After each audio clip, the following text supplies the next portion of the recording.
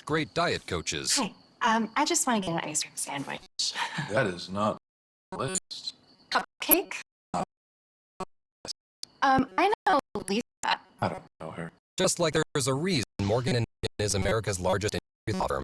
Injured with over $5 million recovered for clients, there's a reason to go big. You know what? You're fired. You said you'd say that. Morgan, America's largest injury law firm. You're doing a great job. NBC with breaking news.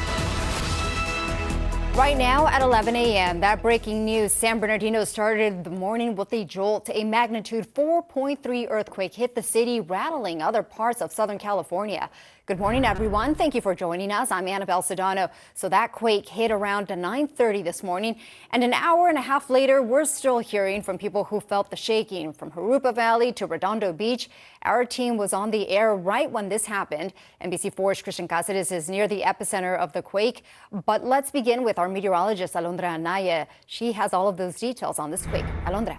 Right, Annabelle, and it happened at exactly 9:32 this morning. That epicenter was about 4 miles west of Muscoy, California, right in between North Fontana and San Bernardino, impacting directly areas like Rialto. Magnitude was 4.3. At the beginning, this was a 4.4, but as they kept evaluating the situation, it went down a little bit. But it was definitely felt all across Southern California, from areas like Crestline, San Antonio Heights, Ontario, Chino Hills, San Bernardino, where we're watching that green color that indicates areas where it was felt moderately. And it wasn't the only quake. At around 8:30 in the morning, there was those initial reports of a 3.0 and also a 2.5 in the Rialto area.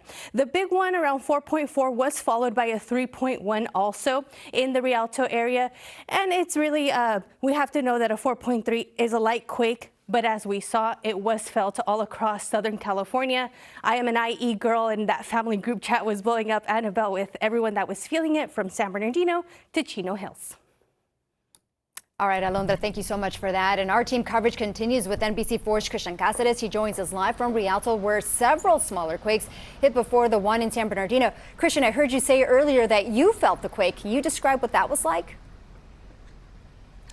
Yeah, Annabelle, so I can tell you that it only lasted for a few seconds, but it felt like it was one of those side-to-side earthquakes. I was at home just getting ready to head out to go cover our story, and it started shaking, and I honestly thought it felt like it went on for a long time, but it was only just a few seconds, but it definitely felt like an earthquake. Now, again, that earthquake coming in about 9:30 this morning, it was a 4.3, and the epicenter was over in Muscoy, but definitely felt it all around the Inland Empire. We also had a few earthquakes before and after that earthquake, mainly here in Rialto. But we're outside the Rialto Police Department, and joining me right now is Lieutenant Smith. And good morning. Thank you so much for joining us out here today. And just talk a little bit about what you felt. How would you describe this earthquake? So with the third earthquake at about 9:30 this morning, we were inside the station, which is our 50-year-old building we're standing next to. We felt a large jolt.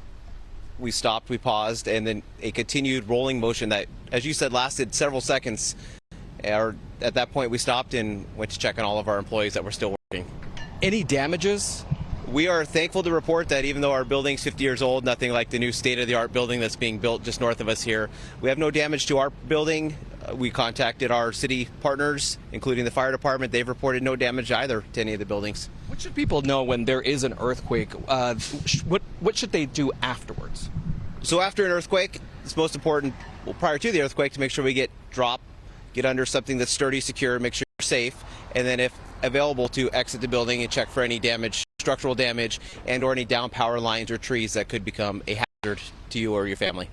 All right. Well, thank you so much, Lieutenant. I appreciate your time. Thank and you. Of course, following that 8-point earthquake that struck over in Russia, that obviously triggered a tsunami advisory, not just for Russia, but also for Hawaii and the west coast of here in the U.S., specifically here in Southern California. So this is, again, a good time to make sure that you have a plan. Talk to your family. Like Alondra said, make sure that you have all those contacts nearby, the food, the water ready in case that a stronger earthquake was to hit here at home. And of course, we didn't have any damage here today, but of course, that big earthquake could strike at any moment. And of course, it's always you know, it's great to make sure that you have a plan in place. That's the very latest from Rialto. Christian Cáceres, NBC4 News. That's right. And during the shaking, you want to drop, cover, and hold and never run out of your home or building.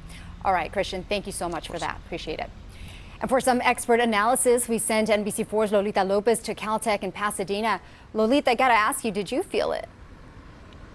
No, we didn't hear, but I was out of range, and I only know that because I have the expert here from the U.S. Geological Survey, Dr. Robert DeGroot. You guys sent out early warning system. It's actually something that you're very, very in tune with. How many people have you heard from already that felt this earthquake? Yeah, so we know over 100,000 people in Southern California received alerts on their cell phones for this earthquake. Wow, and that's something that you've gotten from, and from what areas? Because it only went out to a certain region, correct? We want to prioritize the people who could be in the most danger. We want to keep people safe. So as far north as, say, Victorville, as far east as Yucaipa, as far west as like West Covina, as far south as Corona. So let's talk about actually what happened this morning. Was it a series of earthquakes? Was it one big and then some aftershocks? Yeah, and we don't know something until a series of earthquakes happen. So we had a couple of foreshocks for this earthquake about an hour before or so. And then the main earthquake, the magnitude 4.3, happened around 9:30. And then we've had a few aftershocks afterwards. I know about a couple, but there's probably been a few more. Did this happen on a particular fault line that you had ever been in concern? That's very interesting. We have 20 to 30 earthquakes a day in Southern California. We live in earthquake country. We know this, right?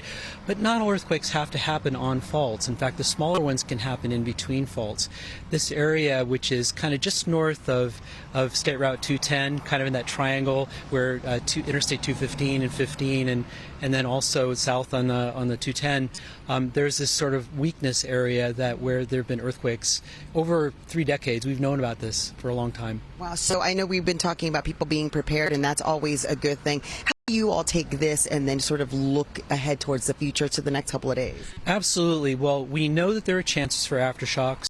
So if people get an alert on their cell phone or feel shaking, make sure you drop, cover, and hold on. And maybe you don't feel a lot of shaking right at the beginning, but that shaking can intensify, and we want to keep people safe. So if you're dropping, covering, and holding on and protecting yourself, you'll protect yourself from that shaking if it grows. All right, Dr. DeGroot, thanks so much from the U.S. Geological Survey. We're going to send it back to you, Annabelle, in the studio. All right, thank you both for that.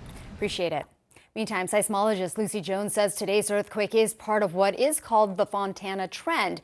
It's in an area with repeated earthquakes along the San Gabriel Mountains. But we think there are several different little northeast striking faults sitting out there in front of the San Gabriel Mountains, part of us moving into the San Gabriels and pushing them up. So it's a common feature. We've had them before.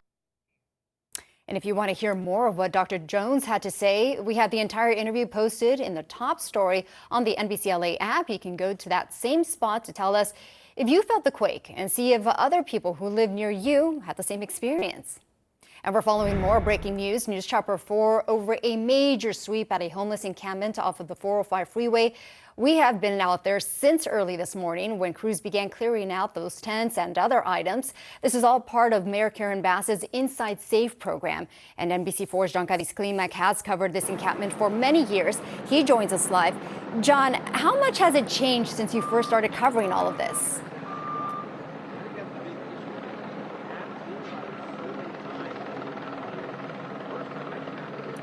All right, I believe we're having some technical issues with John's audio. John, we will get back to you, but in the meantime, we want to take a little break, and we will, of course, follow up with that. Coming up next here at 11, from burglaries to a double murder, frustrated Encino families say enough is enough, how they're calling for changes after a recent crime wave. We'll be right back.